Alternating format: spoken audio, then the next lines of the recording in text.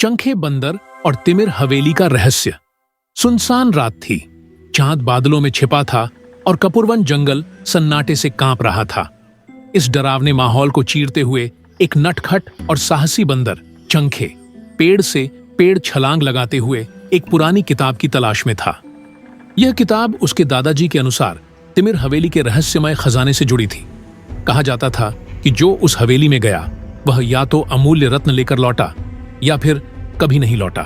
चंखे अकेला नहीं था, उसके साथ थे 3 नए साथी, भीमू भालू एक मजबूत लेकिन डरपोक साथी, कनिका बिल्ली चतुर और निडर, और टिक्की सुग्गा एक तोता जो ऊंचाई से सब कुछ देख सकता था और बहुत समझदार था। चारों मित्र मिलकर तिमिर हवेली की ओर बढ़े। रास्ते भर भीमू घबराते हुए कहता रहा, हमें वापस चलना चाहिए, यह जगह अच्छी नहीं लगती।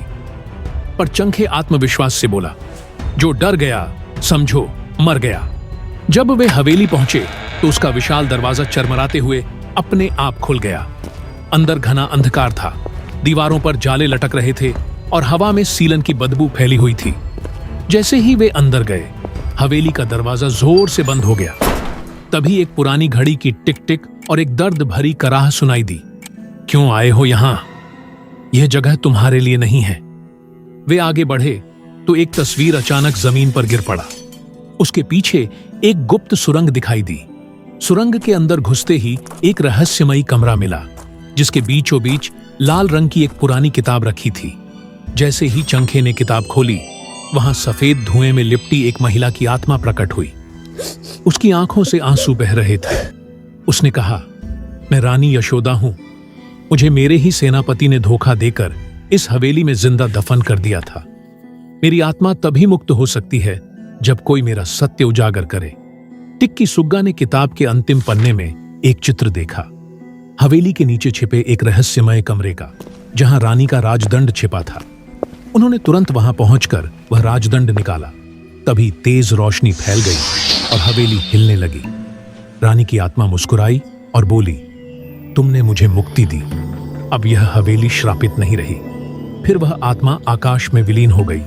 अब हवेली की जगह एक शांत उजली बगिया बन चुकी थी।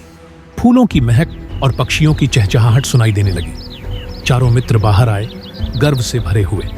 चंखे ने आकाश की ओर देखा और मुस्कुराते हुए कहा, कहानी को डर समझा था, देखो साहस से हमने इतिहास बदल दिया।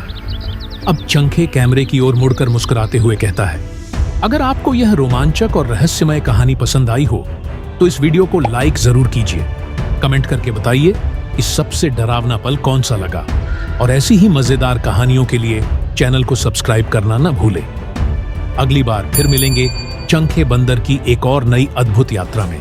तब तक के लिए डर को हराइए और हिम्मत से कहानी बनाइए।